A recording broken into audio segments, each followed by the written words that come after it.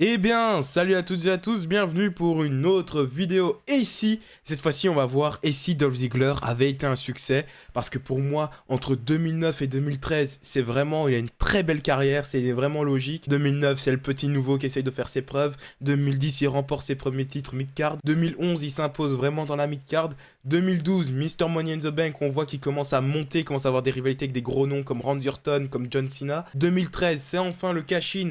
Il remporte le titre poids lourd et il a le public derrière lui. Et ensuite, tout s'effondre. Et donc justement, on va rebooker tout ça. C'est parti. Et donc, j'ai décidé de changer un petit détail. C'est à WrestleMania 29 en fait qu'a lieu son cash-in. Alberto Del Rio bat Jack Swagger. Après le match, Swagger l'attaque. Et Dolph Ziggler cash-in, nouveau champion du monde. On part du principe qu'il se blesse quand même. Parce qu'en fait, il se blesse à cause d'un coup de pied de Jack Swagger. Et donc, pour moi, ce coup de pied existerait toujours. Donc, il se blesse quand même. Surtout qu'en voyant la réaction du public, bon, on le tourne babyface. Il bat Alberto Del Rio lors de Payback, et donc il y a le double turn. AJ et Dolph sont tous les deux champions, parce qu'AJ Lee remporte le titre à Money in the Bank et Dolph Ziggler le conserve. Suite à ça, il veut un challenge où la Big Show est très flou, mais en tout cas, vous l'aurez compris, c'est le Big Show, l'adversaire de Dolph Ziggler à SummerSlam. Dolph Ziggler l'emporte, puis il enchaîne avec des Rob Van Dam, d'Alberto Del Rio, des Kane, des Christian. Vraiment, il enchaîne les victoires et les matchs pour vraiment le consolider. Du côté de Biggie, il remporte le titre intercontinental en battant Curtis Axel comme dans la réalité, mais peut-être un peu plus tôt. Ce qui fait que Dolph Ziggler, Biggie et AJ sont tous les trois champions. Dolph Ziggler dit avoir battu une bonne partie du roster de SmackDown et fait donc un Open Challenge, sauf que c'est John Cena qui y répond. Il se serre la main, le match a lieu, c'est un très bon match, mais pendant le match, Damien Sandow cash-in, faisant de ce match un triple threat, et John Cena fait le tomber sur Damien Sandow pour remporter le titre poids lourd, ce qui fait qu'on protège quand même Dolph Ziggler dans la défaite. Et donc, il a sa revanche lors de Survivor Series 2013, et John Cena bat Dolph Ziggler. La volonté de l'époque était de unifier les titres. On va unifier les titres, il voulait le faire avec John Cena, donc voilà. Dolph Ziggler, malheureusement, a été champion au mauvais timing. Après les séries, Ziggler est triste, et c'est à ce moment-là que AJ Lee et Biggie lui turnent dessus. Et il le tabasse, il le blesse, etc. Et ensuite, Ziggler et Biggie vont faire une bonne perf dans le Royal Rumble et s'éliminer entre eux, etc. Ce qui va amener donc cette histoire à WrestleMania 30, pour le titre intercontinental. Dolph Ziggler bat Biggie Langston. Et oui, à l'époque, c'était Langston. Et donc, Ziggler remporte le titre intercontinental, nouveau champion. Il veut faire briller le titre. Il fait que des Open Challenge et des beaux matchs chaque semaine, pendant des semaines. Et donc, dans la réalité, à ce moment-là, Barrett fait un grand retour et remporte le titre intercontinental. On va le faire la même chose, sauf qu'ici, il remporte le titre US. Comme ça, on laisse le règne à Ziggler. Il reste champion pendant pendant toute l'année, en fait, hein, quasiment, où il bat des Cesaro, des Wade Barrett peut-être aussi dans champion contre champion, il bat des Sheamus, voilà, très très beau règne. Survivor Series, il a exactement le même match avec la Team Authority. Vraiment, à ce moment-là, Dolph Ziggler est un petit peu vu comme le roi du monde, quoi. Et donc à TLC, Seth Rollins bat Dolph Ziggler pour le titre intercontinental parce que Triple H a poussé l'échelle. Et là, il y a une bonne rage. Parce que là, Dolph Ziggler, il dit Triple H, il essaye de me niquer la gueule.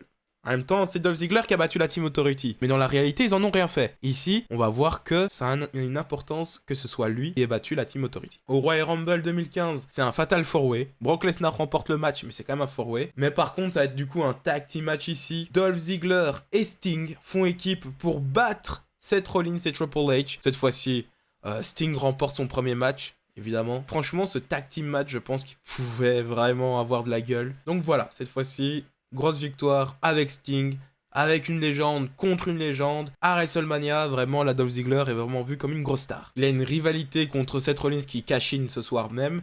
L'image est dégueulasse, mais il remporte à nouveau Money in the Bank, donc cette fois-ci en 2015. Il fait partie de la courte liste des 2 fois Money in the Bank Man. Money in the Bank Man, oui. Et juste après ça, il a donc une rivalité avec Triple H, parce que Triple H et Seth Rollins le blessent, pour être sûr qu'il ne cash-in pas contre Rollins. Ça, c'est un truc qui n'a jamais été fait. Vraiment, le champion qui a tellement peur du Mr. Money in the Bank qu'il le blesse. Comme ça, il est sûr qu'il va pas cash-in. Ça n'a quasiment jamais eu lieu, je pense. Donc là, au moins, ça aura lieu et ça va avoir une importance parce qu'ils vont avoir un match à SummerSlam. Malheureusement, Triple H va Ziggler à SummerSlam, mais ça aura comme une importance parce que du coup, il y aura une revanche à LNSL dans la cage.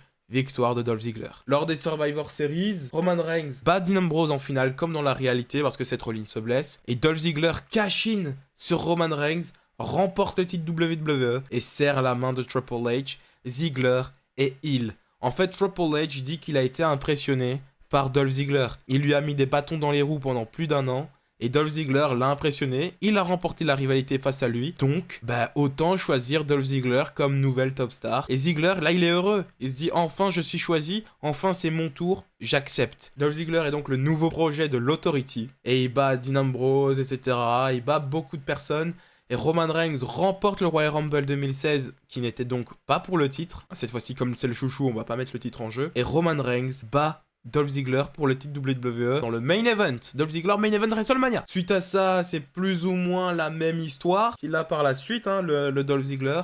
Il revient à SmackDown Live, il remporte le Six Pack Challenge. Il affronte Dolph Ziggler à SummerSlam seulement, comme ces dernières années, il perd à SummerSlam, il perd face à Dean Ambrose. Ensuite, il prend une petite pause aux alentours des Survivor Series. On a Randy Orton qui trahit Bray Wyatt en fin 2016. Et, vous l'avez compris, si j'ai dit que Randy Orton trahissait Bray Wyatt, comme ça on n'aura pas le Orton Wyatt à WrestleMania, c'est parce que Dolph Ziggler revient au Royal Rumble 2017 et le remporte. Et donc, Dolph Ziggler à WrestleMania 33 bat Randy Orton et remporte le titre WWE. Là vous allez me dire, mais qu'est-ce qu'on fait de Bray Wyatt? Il affronte Luke Harper et le bat. Seulement, comme dans la réalité, la WWE veut que Jinder Mahal soit champion pour conquérir le public indien, donc Jinder Mahal bat Dolph Ziggler assez rapidement.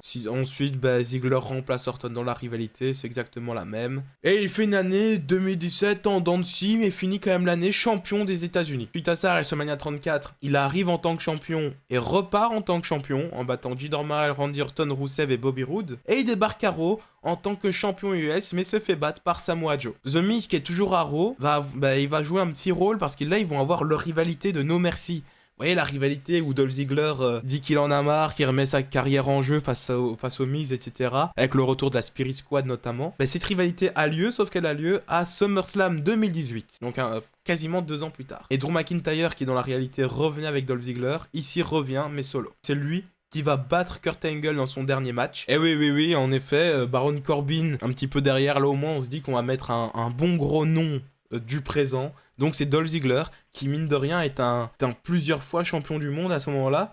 Donc je pense que ça peut être un bon choix. Il va ensuite du côté de NXT pendant une bonne partie de 2019, il devient champion du monde même, et il perd le titre au profit de Adam Cole. Sauf qu'il va même participer au Survivor Series dans la team NXT, mais elle va perdre le match. Ensuite en 2020, il participe au Royal Rumble mais se fait éliminer par Edge, sauf que WrestleMania 36, il y a le Covid. Et Roman Reigns, il était censé affronter Goldberg. Que Roman Reigns, il a peur du Covid, donc il revient pas. Et au lieu de mettre Braun Strowman, on met un autre multiple champion du monde, Dolph Ziggler. Et Dolph Ziggler bat Goldberg pour le titre Universal. Sachez d'ailleurs que ce match a déjà eu lieu. Goldberg contre Dolph Ziggler a eu lieu à SummerSlam. Il me semble que c'était peut-être 2021. Je sais plus, je me rappelle plus. En tout cas, il a eu lieu. Et Dolph Ziggler avait tenu.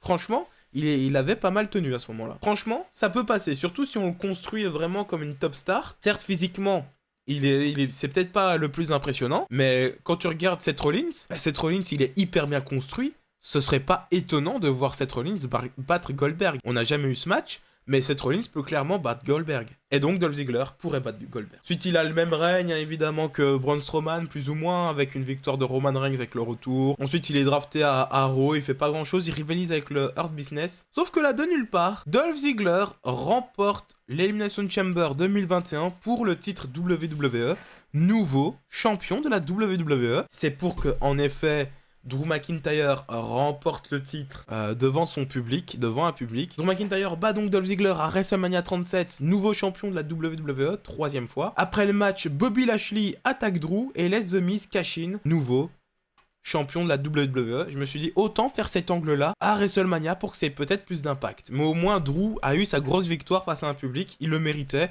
Je suis vraiment déçu que ça n'ait pas eu lieu en 2021. Il avait vraiment porté la compagnie sur lui pendant toute l'année, donc je trouve ça dégueulasse qu'il ne l'ait pas eu. Et ensuite, Dolph Ziggler va avoir des petites rivalités par-ci par-là, il va remporter le titre des États-Unis. Il va battre Finn Balor, il va perdre contre Austin Theory, etc.